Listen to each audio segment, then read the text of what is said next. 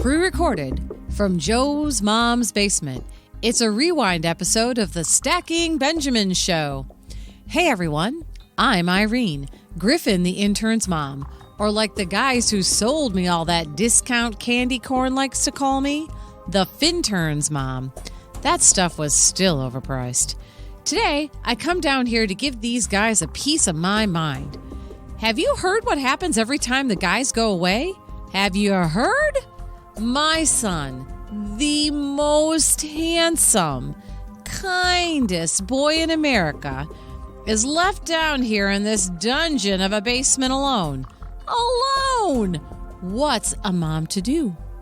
Well, I worry about him. That's what I do. OG has gotta stop calling him expense ratio. That's hazing right there. And Joe, he's no better. If that man calls the Fintern a back-end fee one more time, I'm on to you, Joe. Right here. See these eyes? You'll see my foot in your butt if you don't stop it right now. Anyway, I was going to leave a few minutes ago, but after picking up the trash in here, doesn't anyone pick up trash? Come on. I saw a little glint of something. I reached for it. Yeah, I don't know why either. And it turns out it was an album of old episode 541. 541? I thought that was gone forever. Well, after listening, I have to say, this collector's item is really inspirational radio. If you're feeling like me, you need some inspiration for this Monday. And this might be the perfect episode for both of us. Back in 2017, Joe sat down with Deacon Hayes, winner of the Plutus Blog of the Year Award, and talked with Deacon about getting his personal money act together. Deacon racked up $52,000 in debt and somehow built a plan to pay it all off. But you know what? I'll let him tell the story. I'll say this, though. From me to mothers everywhere, this interview is the big financial kick in the pants some of you need, kids. Plus, the guys will cover a story about a big investor who sold 9 figures worth of stock. But I won't give away too much. Just remember, this episode is from 2017, so disregard any investment advice or giveaways. Enjoy! Fintern's mom out. Ugh, I can't believe I said that. Who says that?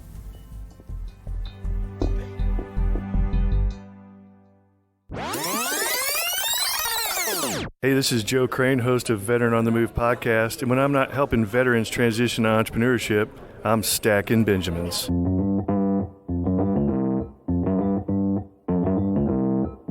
Live from Joe's mom's basement, it's the Stacking Benjamin Show.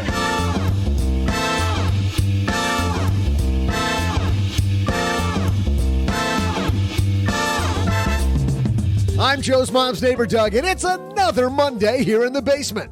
That means mom's making pies, OG's in a foul mood, and me, well, I'm going to kick off your week by introducing our amazing guest for today's show. Would you like to retire early? Here to talk about his money struggles and how he's turned around his financial life so he can retire early, we welcome the winner of this year's Plutus Award for Best Personal Finance Blog, The Well-Kept Wallet, and author of the new book, You Can Retire Early, Deacon Hayes. Also, we'll share headlines about a CEO selling over $1 billion of stock and shoppers not waiting for Black Friday to blow their paychecks. We'll throw out the Haven Lifeline to a Jane who wonders if she's underutilizing her accountant, answer a letter about interest rates from Stephen, and still top it all off with my incredible trivia. And now, 2 guys who celebrate Monday like you and I, one Barry Manilow song at a time, Joe and O-G.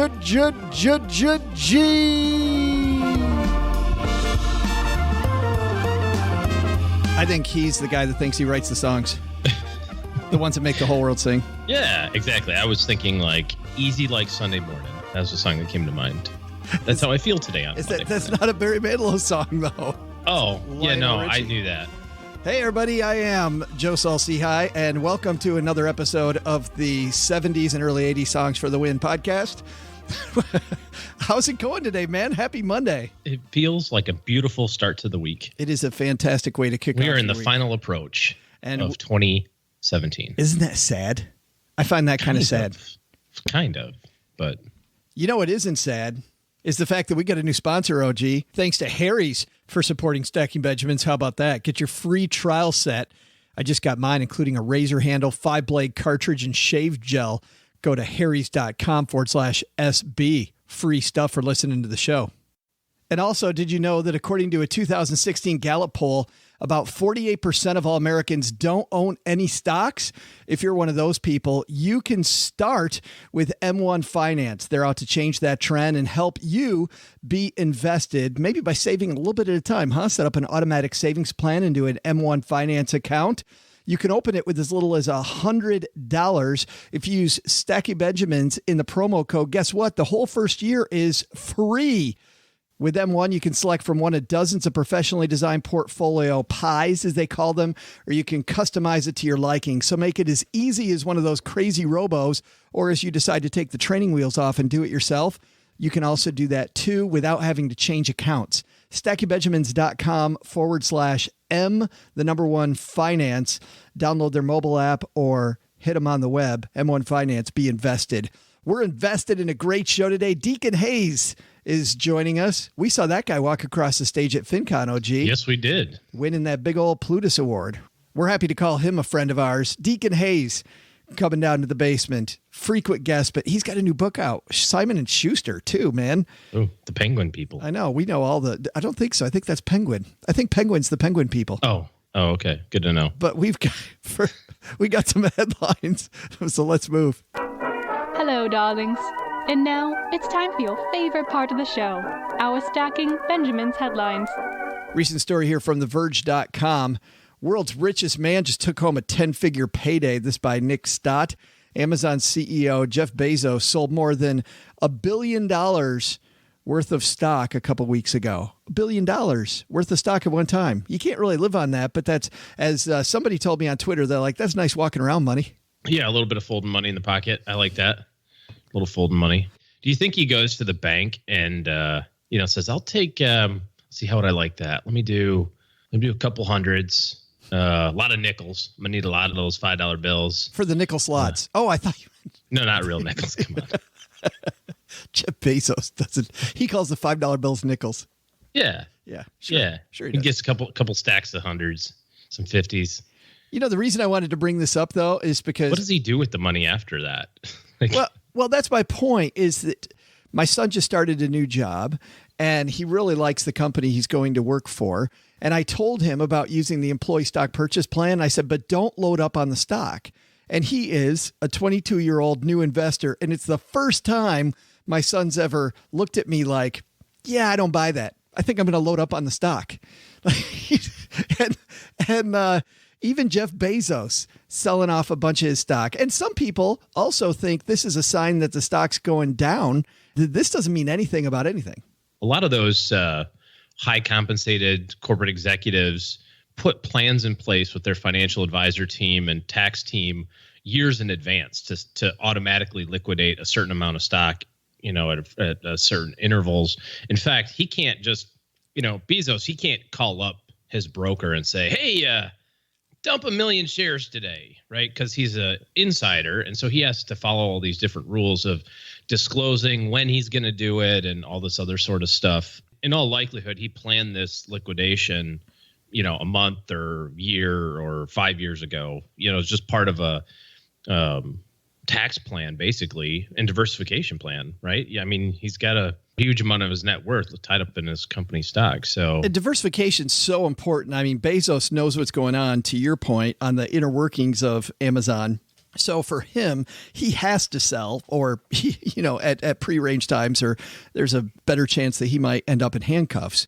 But when it comes to people that are on the ground floor, like my son, you don't have any idea what's going on, corporate strategy wise. You know what they're telling the masses at work, but you don't know what's going on. I mean, look at Enron. We were having this discussion over the weekend on a walk with some friends that There were what, 4 people at the top that knew what was going on at Enron, and all these, secretaries and office staff people all lost their jobs, lost everything. And you keep hearing the stories about these people that didn't diversify. Well, and how many times have you heard when you were an advisor, people say, oh, well, I know what's going on in my company, so therefore I want to, I can tell we're having a good quarter. It's like, unless your business card says chief financial officer or chief executive officer or senior vice president of whatever, there's a pretty good chance you don't have any idea what's happening behind the scenes. And even if sales look good this quarter, they could use this quarter to write off some losses from the past. I mean, there's all kinds of things. So many moving parts there. Yeah. Yeah. Our next headline. Be diversified. Amen, brother. Next headline comes to us from Market Watch. This is by Tanya Garcia.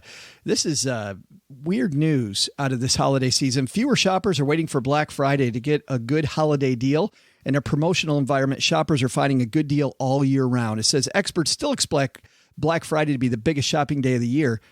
I don't think Black Friday is the biggest shopping day. I think it's the biggest because we do Black Friday every year here on the show, and I think it's the biggest maybe by volume of people out shopping, but I don't think it's the biggest. I think we decided that last year. Doug had a trivia question. I think we decided like the weekend before Christmas was the biggest. The Saturday, I believe, specifically the Saturday before Christmas.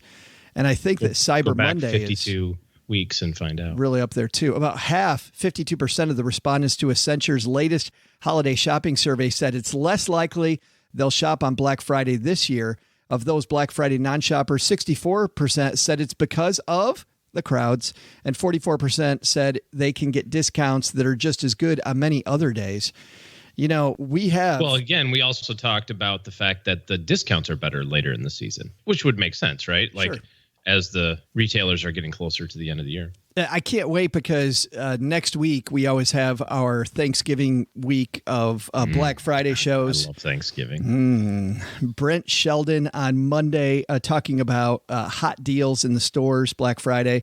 Bridget Carey talking about hot tech. And they both always say that if you're going to go early, right? Go early on that Black Friday. But a lot of people, I think this is an indicator that online shopping is really rearing its teeth more and more, It's gonna take off, you think? Well, this fad might someday. I don't know about this online shopping thing. It might work. All the kids seem to be doing it. The Amazon fella, he might be onto something. The pet rock, that went away too. I'm sure this internet shopping, not all it's cracked up to be. Bezos is selling all the stock, so maybe it's not going to be good. Right. He sees the downturn coming. Everybody's going back to brick and mortar. But I think if you're doing your holiday shopping this year, if I'm a retailer, and we saw bad news out of Nordstrom, bad news out of Macy's recently as the mall just continues to suffer, I think that may be increasingly where the deals are.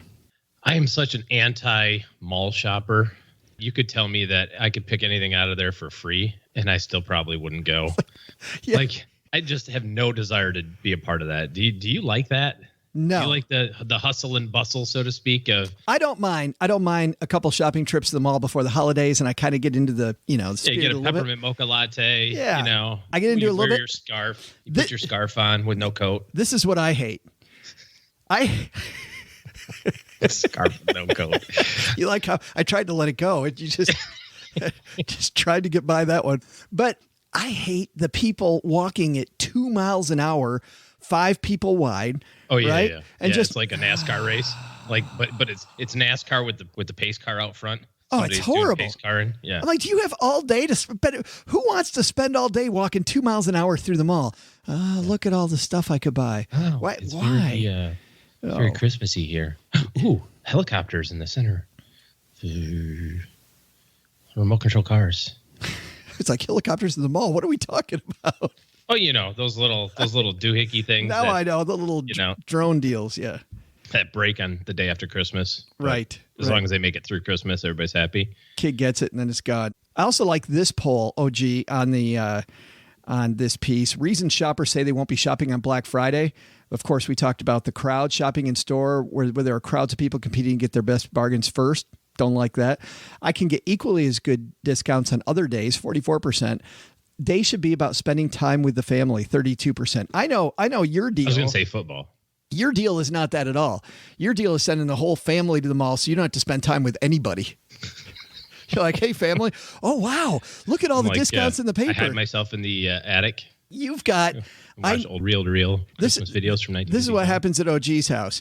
He's got the Black Friday flyers along the sidewalk leading up to the minivan with like the door open. And he's got his family going, oh, look at oh, look, there's another one. Oh, look. Next thing you know, they're in the van. The keys are already in the van. They're gone. He locks the front door, brings out his favorite foamy beverage, and spends the day alone. All day Friday. Yeah. How about that? That's heaven. But I think the lesson here is number one, you might be able to score better deals on other days, so don't just limit yourself to Black Friday. And then the second lesson is diversify when it comes to that company stock. Or just hang out with Jeff Bezos because he's buying the next round of drinks.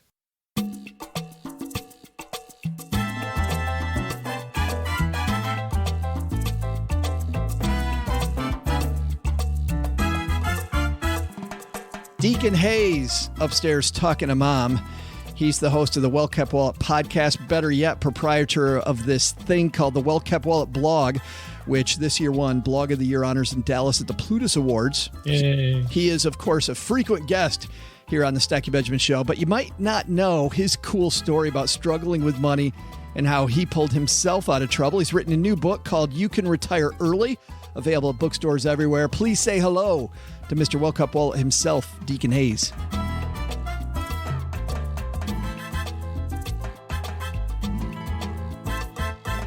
And walking down the stairs right now. Have a seat, man. Deacon Hayes is here in the house. Hey, Joe. Wow. Great to be back in the basement today. It smells nice down here. Well, thank you. Much better than it did a few weeks ago when you were just down here. Of course, we'll blame that on Len Penzo. Yeah, and those mic mics. Right. You are not a guy who's retired early, but you are a guy who has lived an unconventional life, even though it didn't start out this way. And I guess your journey kind of starts with selling some wood floors. Yeah. So back in the 2008 era, right, back in the recession, I decided it was smart to get into selling wood floors for homes, when homes were not selling so hot. Because that's where the money is in wood flooring. That's where the money is. Well, so these were luxury wood floors. So, okay. It's funny because they were $40,000 floors or $80,000 floors. Wow. Most people will be like, that's ridiculous. Who buys those kind of floors? Well, millionaires and billionaires buy those kind of floors. But back then, even those guys were struggling. So you get into the wood flooring business right at the same time the market drops out in real estate, which means the market drops out in wood floors. You must have been then on commission. Were you being paid commission? Yeah, it was so interesting because it was 100% commission. So I didn't even have a base salary. So it's like, hey, let's go get into this lucrative industry and get paid 100% commission when it's not so lucrative. What did your bills look like at that point? I mean, did you own a house? So I had bought 2 properties at the height of the market. So our bills were pretty high and we had a lot of debt. We had $52,000 in debt outside of mortgages. So our financial situation wasn't the greatest and realized we needed to really do something about that. And wood flooring wasn't going to be enough. I'm sure that you're not panicking at all. We weren't panicking, but we were definitely in a state where my wife and I were just about to get married and we realized, hey, we need to do something about this, right? So my wife got her first full-time job as a teacher, which, how that pays a lot, combined with my commission sales job, right? So it wasn't the best combination at that time, but we realized we need to put together a plan and we wanted to start with paying off all our $52,000 in debt. I want to get back to this in a second, but this is the same thing, by the way, for people that want to retire early. This is the same thing that you advocate in your book, right? I mean, start off with a plan and maybe it's going to be a little unconventional. Yeah. So the idea was I need to set an actual deadline, right? With anything, you could say, hey, I want to get out of debt or I want to retire early. But unless you set a deadline, you can't really achieve a goal because you don't have a destination that you're going to. So we said, okay, I want to pay it off in 18 months. Or I should correct myself. I said that. All right. My wife thought that was a little bit ambitious, right? I think that's a little. So, $52,000. You're on a commission-only job. She's a school teacher. I mean, God bless school teachers, but like you said. So she said you're nuts. I think you're nuts. What happened? I started going back to some of the ways that I made money as I was growing up, right? My grandma was an antique dealer and she would go to yard sales and she would find random things like these spoons. They had engraving on them, and they had like horns on them. And, to me, it's just spoons, right? She sold them for over $1,000 on eBay, and she might've spent $20 on them at a yard sale, right? I'm like, okay, I need to figure out how to do something with this. So I used to manage an electronics store. So I thought I knew electronics. So let me look for things that are familiar to me, like routers and Game Boys and, anything with a barcode. And then I would look it up on Amazon. And let's just say I found a router and I'm like, okay, this model is selling for lowest price is $50. And I say to the guy, how much do you want for this? He say $5. I'm like, sweet. Buy something for $5, sell it for $50. Wait a minute, right? do you have so your this phone? Is what I'm doing on the weekends. Yeah, but do you have your phone out right then and you're doing the arbitrage like right in front of him on your phone?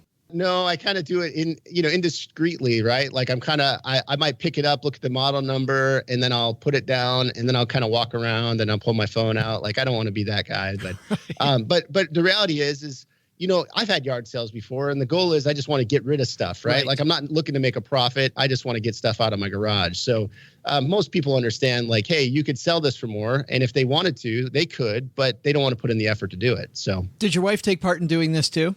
She did a little bit, not in the go into garage sales, but she started getting excited, and she had clothes in the closet, like some designer stuff or like a Coach purse that she got. And she's like, I don't need it anymore. And so that stuff sold pretty decent on eBay and definitely helped give us some extra money to pay off some credit cards and then our student loans. And, we had a car loan as well. So, it was a team effort to kind of get rid of this debt.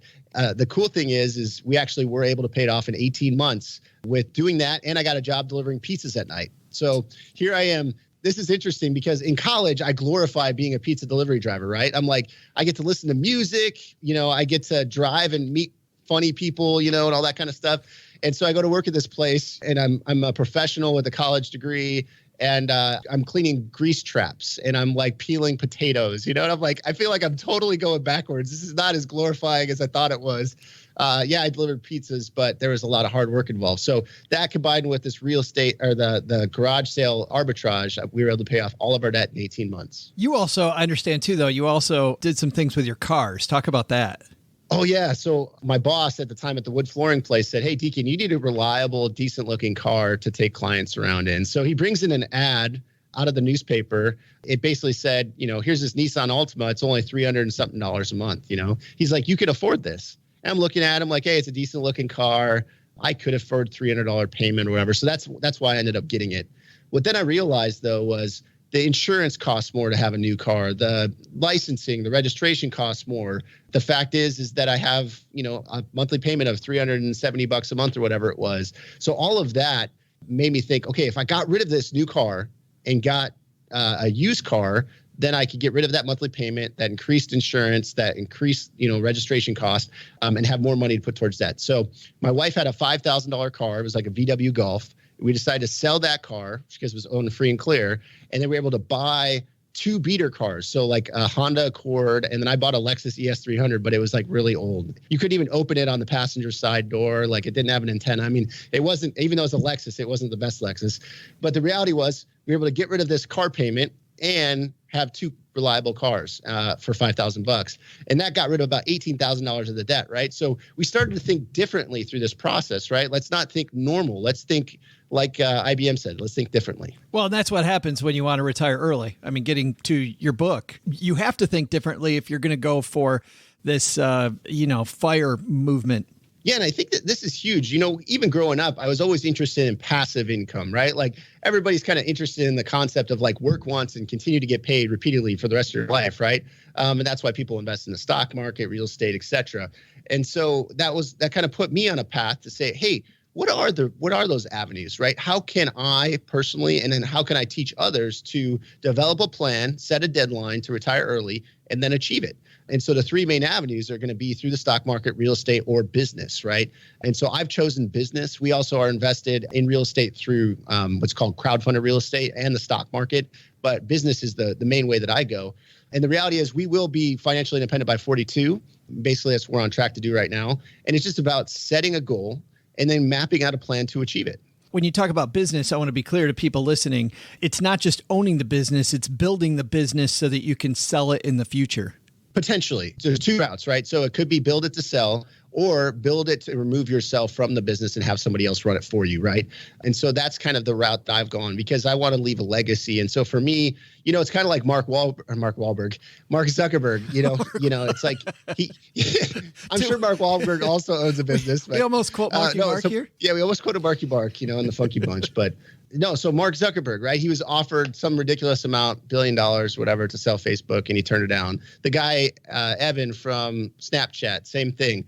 They understand, like, okay, I could sell it and take a big payday, but then what else am I going to do, right? Like, they're building a legacy. They build something the business still is positioned to sell. It still has systems, right? Because when you're going to sell a business, the big problem I have is that a lot of people, they build a business and they build it around them. They don't build it with systems. And you're saying either way, my business is built around systems because I want to be able to take myself out of it, which means potentially it would be sellable. Correct. Yeah. So the goal is, put it in a position where it could be sellable or where you're not necessary to run the day-to-day operations, right? And you see this a lot with people that do, let's say, laundromats or people that do vending machine businesses or online businesses, right? So there's all sorts of businesses that drop shipping that you could do to be able to create a system to where it's either sellable or that you could basically just have somebody else run it for you. So there's two steps to this, the way I see it. Once you start off with your goal, number one is reduce expenses. You did that with your car. Number two, find more income, which is your garage sale stuff that you did, the arbitrage, cost arbitrage, and the pizza delivery stuff. You talk about a couple, Josh and Stephanie, early in your book. They also went through a lot of stuff. And I'd like you, if you don't mind, to go over some of the things that people do, because it's not as hard as it seems for you to get where you want to go. I mean, you set this aggressive goal, Deacon, of $52,000, and it sounds to a lot of people out there like this has to be hard. It doesn't have to be as hard as you're making it sound. Yeah, I think that the challenge is there's so many things vying for our attention, right? And so people need to be very focused and they have to say, okay, what's really important to me? And so for my wife and I, we wanted that peace of mind. We wanted to make sure that we could provide for our kids' college, right? We wanted to be able to travel the world. And so once that why was strong enough, now we're willing to do the other things, right? Like sell the brand new car, get rid of the cable, get rid of gym memberships, right? Like the stuff where if you don't use it and it's not important to you, get rid of it, right? For some people, they're not willing to make that sacrifice. But if it means retiring 20 years earlier than the next guy, and if you have a strong why, then you're going to be willing to do that, right? It also depends on where you live, right? Like if you live in New York City and you want to retire early and you only make $50,000 a year, it's not going to happen, right? So you either need to get a much higher paying job or decide to move out of New York City, right? So for some people, it is kind of this harsh reality of, okay, what is realistic and how do I get there? You tell people to start with a budget. What's different if you're budgeting on an early retirement than if you're budgeting on a normal conventional retirement? You want to have a plan, right? So making sure that every dollar is accounted for. And so when you make purchases, when you're at the store, instead of thinking about, hey, I want this, I don't know, chocolate bar right now or whatever it is, you think of like, hey, that has a long-term impact on my plan, right? It might sound ridiculous, but over a while, you're like, hey, every decision that I make is going to impact my future, right? And so it's like thinking with the resources that you have. And so I'm just trying to think, the chocolate bar is probably kind of a little bit maybe too far because chocolate bar is not fun. But the point is that it might be like instead of buying the new clothes, shopping at secondhand stores for clothes. Right. Or instead of buying, those board games that you love so much, brand new online, you buy them at thrift stores. Bridge too far, man. Bridge too far. I don't want it that bad. Yeah, that's a good point, though, Joe. You don't necessarily have to sacrifice lifestyle, right? Like you could still have the nice clothes. You can still have the board games. You can still have stuff that you want in life, but just figure out different ways, right? Whether it's you get them at yard sales, you get them at thrift stores, whatever. Well, what I like about that, too, is recognize there's a trade-off. If I want to spend $60 on a new board game, what you're saying is that does have an impact. I mean, it's going to have an impact. Every dollar has a home. Yeah, no, for sure. It definitely has a home. And so the idea is that basically just making sure that you have every kind of category mapped out and see how it impacts your bottom line, right? So I go through a budget line by line and I say, okay, does this matter? And if so, is it as low as it possibly can be, right? So the idea is like I pay less for cell phones probably than the average person. I pay less for car insurance than the average person because I really pay attention to everything that we spend our money on. You talk about a couple budgeting apps in here that you like, Envelopes and Good Budget. What do you like about those? Yeah, so envelopes, just to be the ability to basically kind of put things into a specific category and say, hey, these are ways that you can basically isolate money for clothes or entertainment or whatever, and use kind of a digital system, right? Like we use the envelope system. Like we had actual cash envelopes. Oh, the real envelope, not envelopes like online. You had real envelopes. Yeah, we had real envelopes, but the envelope system kind of mimics that online, right? So that's what I really like about that. Another one that I actually really like right now is personal capital, just because it has the ability to do investing too, to see what our fees are and growth and all that stuff. But yeah, really utilizing technology to help you achieve, kind of your retirement goals. I want to ask you about that too, about investing. How does a person that is looking at a very aggressive retirement, do they use the same type of investments that somebody looking at conventional retirement looks at? So it really depends, right? Like, so I'm not a licensed financial professional anymore, but the idea is you got to have a certain growth rate, right? So if you want to retire early, you need to know what that is. And so, it's more than likely going to be a more aggressive portfolio, but you need to take on, risks that only you're comfortable with, and potentially see a financial professional about that, because the Dude, reality is— are you backing away from this? Yeah, I'm basically just trying to shoo this one away. No, but I do talk about it in the book. Yeah. And for us personally, we're pretty much 100% in equities, right? So it really depends on your kind of risk tolerance and your time horizon. But the idea is you got to get a return that's going to be, reasonable, and say 8 to 12%. But I think what you are saying is that 8 to 12%, if you're 35 and you're trying to get it starting at 41 or 42 like you are, versus somebody trying to get that between now and 60, you got to realize there's a heck of a lot more risk for you. Yeah, for sure. There's definitely risk involved, right? Like this is not a foolproof plan, but the reality is I'm a very calculated risk kind of guy, right? So you kind of say, okay, well, what's the S&P 500 done over, its lifespan, and what's it done over the last 10 years? What's it done over the last 20 years? What's the policy happening right now? Like, so, I mean, the reality is you want to know whatever route that you're going to go, whether it's business and, stock market or real estate, you want to be very knowledgeable about that industry and pay attention to it, right? Because people that retire early are the people that really focus on what are the key metrics to getting there and making sure that you're making wise decisions with your finances. You said there's three earlier on in our discussion. You said there's three different ways that really kick inflation's butt. Business route, like you said, the stock market, real estate, those are the big three that reliably do it. Should they choose one if you're going to be aggressive and go for it, or should you diversify among all three? So I'm a big fan of diversification. So for me, I mean, we're definitely involved in all three, but we're weighted heavy on business, right? So gotcha. I think that the reality is invest in what you know. One of the things is I'm very much an advocate of paying down your house early, right? So for us, that's going to free up, let's say, $2,000 in cash flow a month, right? So if we were to do the math on like the stock market, like how much money in stocks would I need to get $2,000 a month in cash flow, right? It would probably be, I don't know, $600,000 to $800,000 depending on the return. So the reality is paying down the house, now I've got a piece of real estate and I don't have to pay $2,000 a month to a mortgage lender, right? Plus we have money in the stock market that's appreciating and paying dividends. Plus we have the business, right? So yeah, I'm definitely a big fan of diversification. The book is You Can Retire Early, Everything You Need to Achieve Financial Independence When You Want It.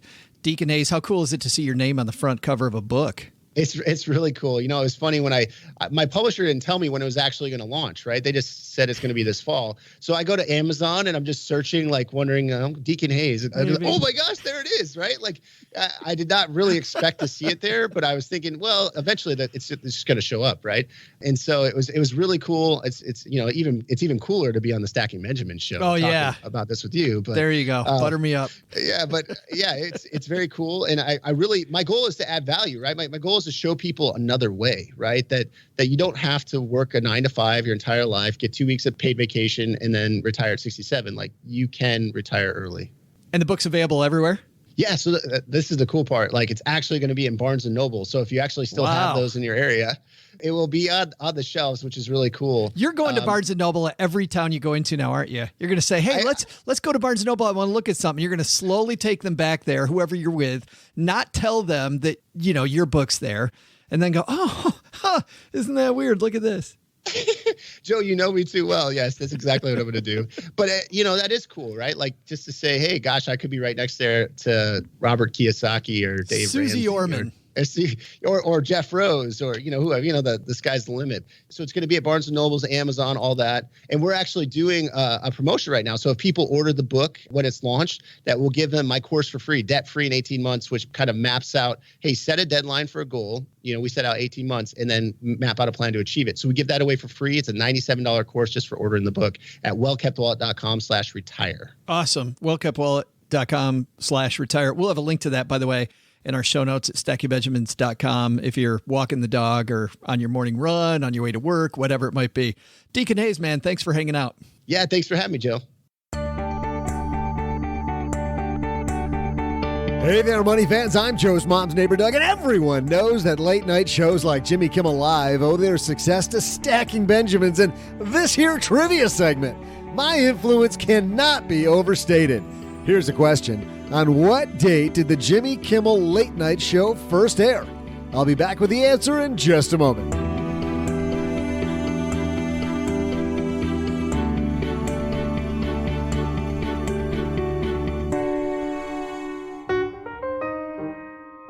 Thanks to Harry's for supporting our podcast. Two ordinary guys started Harry's. I love these origin stories. Jeff and Andy got so fed up with having to refinance their house every time they wanted to buy razor blades that they started Harry's to fix shaving. They knew there was only one way to ensure quality, so they bought their own blade factory. Here's a recipe for success. Take less profit and sell directly to you over the internet using people like Stacking Benjamins to get the word out. Harry's offers their blades at half the price. That's roughly $2 a blade compared to the $4 or more that you'll pay at the drugstore. When I got my Harry's, I fell in love immediately, partly because I'm a sucker for cool packaging. You open it up and it comes in this packet with these fantastic, hilarious slogans and helpful shaving tips with like humming instructions optional added to those instructions. And I like the way the razor fit in my hand. I also like the smell of aloe on the shaving cream. That's all included, by the way, in their trial set. Harry's is so confident you're going to love their blades that they're going to give you the same trial set that I got for free. Just cover $3 for shipping. We tell you to stop messing around with your financial plan, stop messing around with your whiskers, and get started shaving with Harry's today by claiming your free trial offer. It's a $13 value for free. So to get your free trial set, including the weighted ergonomic razor handle, 5 precision engineered blades with a lubricating strip and trimmer blade, rich lathering shave gel, I'm telling you, this stuff smells great, and a travel blade cover. I don't think I've ever had a travel blade cover. I think this is the first one OG I've ever had. Head to harrys.com/SB right now. That's harrys.com/SB for yours.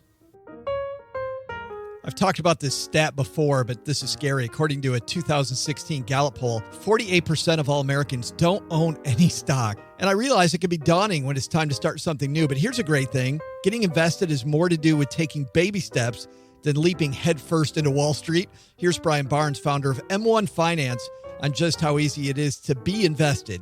So you just either log on to the website or use the mobile application. We're native on Android and iOS, and it takes about 3 minutes, and your first $1,000 that you deposit is managed for free. I'd love to say the free $1,000 is a special deal I made for you, but Brian and M1 Finance are that good to everybody. With M1, you can select from one of dozens of professionally designed portfolio pies, or you can customize it, as Mom says, to your heart's content. Head to stackingbenjamins.com/M1 Finance for more. That's stackingbenjamins.com, M1 finance.com. Just fire up their mobile app, M1 Finance. Be invested.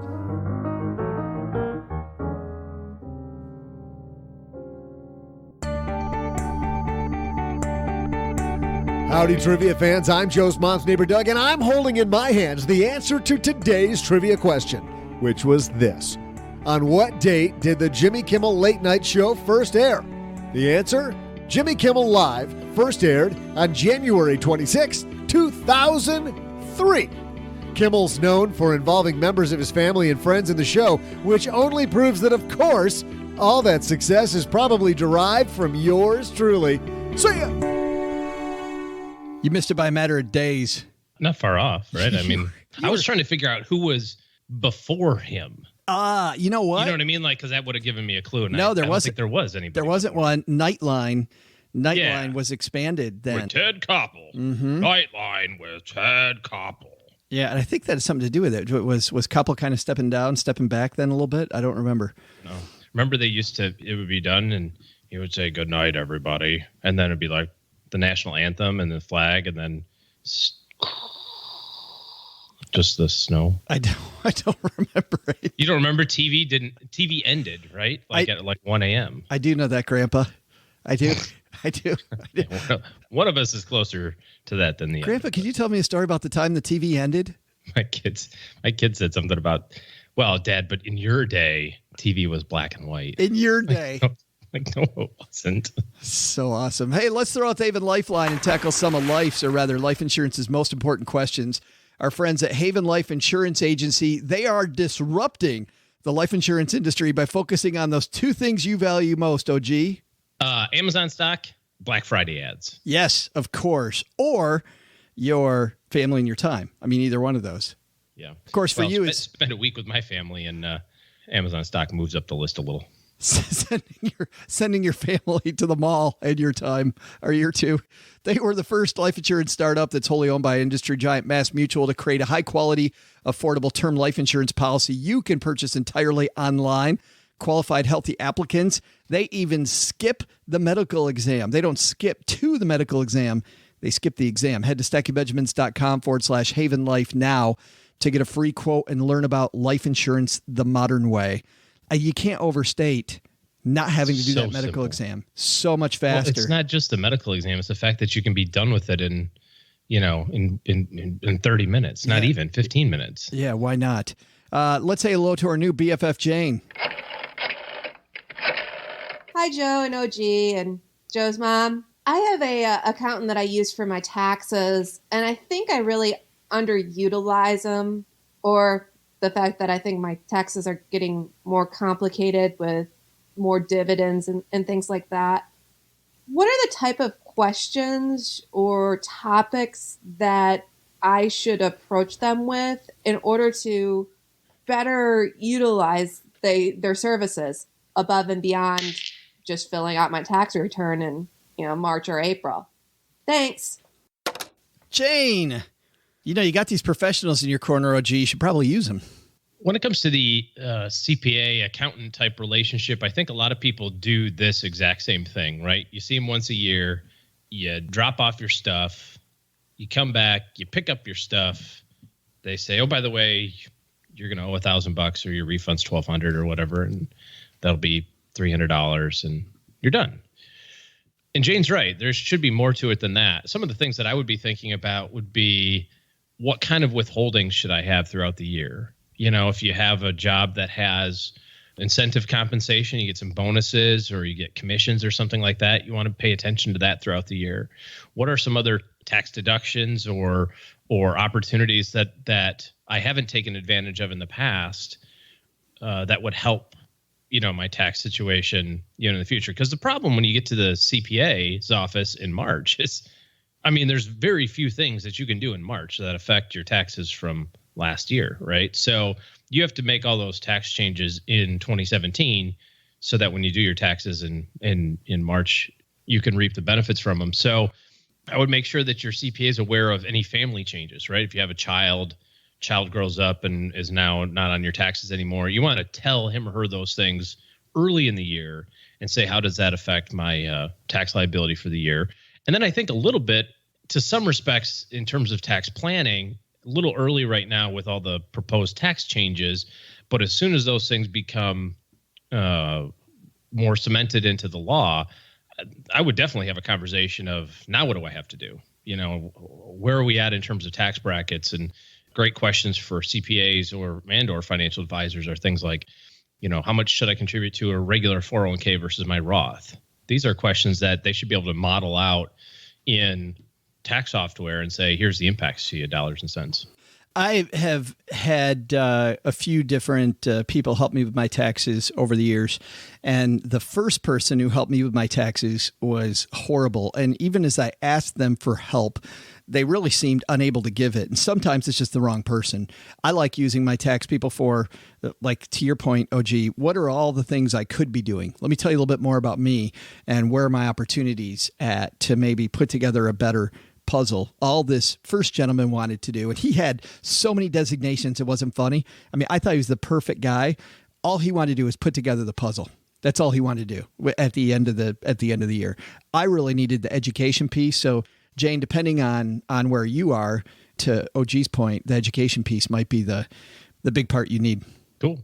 By the way, a resource for that, our friend Devin Carroll at the Big Picture Retirement, they did an episode early on in the Big Picture Retirement podcast. It's episode 5, Hiring the Right Tax Advisor. What I like about that, they go through all the different ways different tax advisors are paid. So what's the difference between a tax attorney using software yourself, a CPA, and just somebody who's a tax preparer, and really does a good job of walking through all those and who's right for which one. So episode 5 over there, I thought was a pretty comprehensive episode. Thanks for the question, Jane. We also get letters down here. Doug brought down the mail this morning, and let's open up this one. Comes to us from Steve. Steve says, "Hey, Joe and OG, I'm 42 and have almost all my investments in stocks except for cash in my home. I've been told I should diversify with bonds or evil bond funds." He really wrote the word evil. "My brokerage account offers some bonds where yield to maturity on 1-year AAA corporates are 1.3% or lower.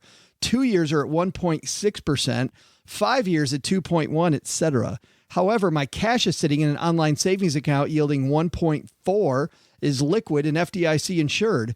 I don't want to lock my money up long term as I won't be able to use it to rebalance. Am I missing something? Why would I invest in bonds? Thanks for teaching me nothing, Steve." Steve baits the OG hook, and now let's feed it to him. I think you've answered your own question, Steve. I don't know. This is exactly the problem. This isn't the problem all the time, though. I mean, Steve, you're looking at bonds right now at an interest rate environment that's not at all bond friendly. And so I understand OG's point about bonds, but don't take these numbers we have today as long-term bond numbers, because they're not. Ultimately, as you build your investment portfolio, you have to consider the potential swings that portfolio can produce, right? If you're all stock all the time, you're going to have wild swings in your portfolio. And by wild, we saw that 10 years ago. It's hard to believe it's been 10 years already, but we started seeing that about 10 years ago, this time when the stock market started violently going down almost 50 some odd 3% or something from the high water mark in 2007 till early 2009. So if you look at your investment account and you have $500,000 and you think, okay, if that hits 250,000, I will freak out and change everything, right? Then you have too much risk. You have too much volatility exposure. And then you have to have some fixed income in there to offset the fact that you just can't take it. Now, I think a lot of it is education, as long as you can work through that, and some of it's coaching, with an advisor or something that says this time is not different and just turn off the news and that sort of thing. You can kind of get past it. But I see a lot of people who talk a big game, right, with all stock exposure. Oh, I didn't sell anything in the last bear market. It's like, well, yeah, you were 27 and had 19 grand. Of course you didn't. Now you're 37 and you have 640,000. It gets way harder. So you tell me that, and you make 100 grand a year. So if you lose 3 years worth of income in 6 months, you're not choking. You're not going to seriously consider making a change. Yeah. I can tell you on this side of the table, I don't know about your side, Joe, it's hard when it happens here. And I know what to do. It is painful. Oh, it's ridiculous. I played golf with Steak Brother the other day, and he said the same thing. He says, I've never seen the market go down. He's like, I'm going to freak out. And I don't even have that much money. I said, well, you're going to have less next time you have to buy me a meal. But, so part of it is the tactical nature of fixed income being unattractive in terms of the interest rate, kind of what you're saying, Joe, and Steve, what you said in terms of your viewpoints. But the other side of the coin is you have to recognize what they're there for. I don't think you should ever have them, but that doesn't mean that we never recommend them, right? Because it's all about behavior, and how you behave if the market goes down by half is really the only thing that matters. And if you're going to freak out, then you have to have something that makes it so that the market going down by half doesn't affect you as much. Thanks for the question, Steve. If you've got a question for the show, send those to joe@stackingbenjamins.com. You'll also see on the website, you'll see a spot that says just questions in big letters. Click on that and you'll get the Haven Lifeline and a spot to send in your letter. And finally, as we roar here into the fourth quarter, we're starting to do our planning here for next year in the basement. If you're starting your planning, great time to do that is right now. OG's taking on new clients. Head to stackingbenjamins.com/letter O, letter G to get your 2018 plan started with OG in your corner. That's going to do it for today. Coming up on Wednesday, Lisa Phillips buys real estate that's so inexpensive, people tell her she shouldn't buy it. Ooh, so, I like this idea. Yeah, they're like, ooh, how could you do that? And she does it. Like really expensive, like $7,000 inexpensive? Like 30 and below. Oh, nice. Okay, cool. Yeah. So Lisa Phillips going to talk to us about incredibly affordable real estate on Wednesday's show. She will tell us all about that. And of course, the same mix of potpourri that is the Stacking Benjamin show. Doug, potpourri. Take it from here, man. What should we have learned today? Sure thing, Joe. But before I tell everybody what we should have learned today, can I be the first to say that you and OG harmonized the chorus of Weekend in New England like nobody I've ever heard before. Truly touching. Okay, folks, let's get on to the lessons for today. First, take a lesson from Deacon Hayes. Things not going well? What side hustles can you start that'll solve your short-term problems and instead help you walk down the road to early retirement? Second, invested in company stock? It's never a great idea to hold on to too much. So like Jeff Bezos, it might make sense to sell off a spare $1 billion worth from time to time. But the big lesson? Don't stand over Joe's mom while she's busy making pies, unless you want to be the one volunteering to help clean up some later. I'd love to stay, but dishes await. Special thanks to Deacon Hayes for stopping by. You'll find his book, You Can Retire Early, wherever books are sold. This show was created by Joe Saul-Sehy, produced by Richie Rutter-Reese, and engineered by the amazing Steve Stewart. Kathleen Selmans handles design, newsletter, and classroom opportunities. If you'd like to learn more, head to stackingbenjamins.com/classes. Online, visit us on Twitter at @SBenjaminsCast or on our Facebook page. Shannon Cowan is our community manager and social media guru.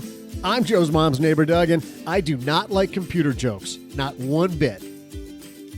SB Podcasts may receive payment on the show from sponsors and guests in the form of books, giveaway items, discounts, or other remuneration. There's no way you would take advice from these dorks, but like Joe's mom always says, don't take advice from people you don't know. This show is for entertainment purposes only, and before making any financial moves, consult with a real financial advisor.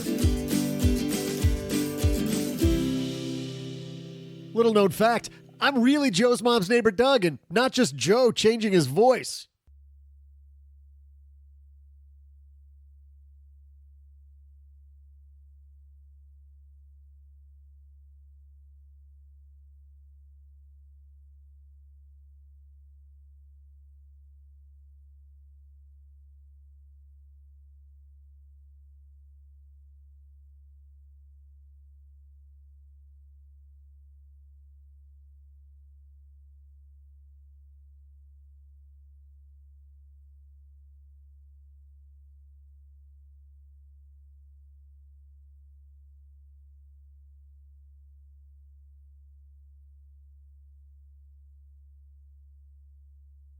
Oh, this is great. This is flipping great. Sounds like I've heard this before. This comes to us from where? SF Gate says California man's professional commercial. Well, I'm just going to play the audio of this. Have you heard about this commercial? I have no idea what you're talking about. You've given me six words to figure it out. This is a commercial that a dude made And I think, he put it on eBay Motors. Here is the commercial. It says, my girlfriend needs to sell her car. To help her, I made this commercial. You're different. You do things your way. That's what makes you one of a kind. You don't need things. You're happy with who you are. You don't care about money. You have everything you've ever wanted. You don't do it for appearances. You do it because... By the way, I'm going to stop it right there because some of these things you need to see. She has her trunk hood open where she has a mirror underneath the trunk hood, and she closes it after looking at herself in the mirror. She gets in, she puts her cassette tape into the tape player and hooks her iPhone up to the cassette in the cassette player. And as she's pouring coffee right there, she has a full coffee pot in the seat next to her. And of course, there's some kids' toys in the back window that keep going back and forth as he's talking about, you're not keeping up appearances. You are who you are. It works. And this is not a car. This is you. It's a lifestyle, a choice, your choice. Introducing a used 1996 Honda Accord, a car for people who have life figured out and just need a way to get somewhere. Luxury is a state of mind. Isn't that awesome? Luxury is a state of mind. It says 96 Honda Accord. 141,000 miles, bid starting at $499. By the time they wrote this, people were just pouring on the bids. They're thinking that the car might earn the couple more than $20,000 because of that commercial. We'll see. That's an awesome way to sell a car, though. That's so cool. Luxury is a state of mind. Mm-hmm. I think they sold the thing with the coffee pot. I mean, if you can drive around with a coffee pot on the seat next to you, I'd demand the coffee pot comes with it, and I'd also the whole deal. Well, yeah, I got to negotiate for that tape thing because who makes those anymore? You can't find those anymore. No way. As is, all items for sale shown.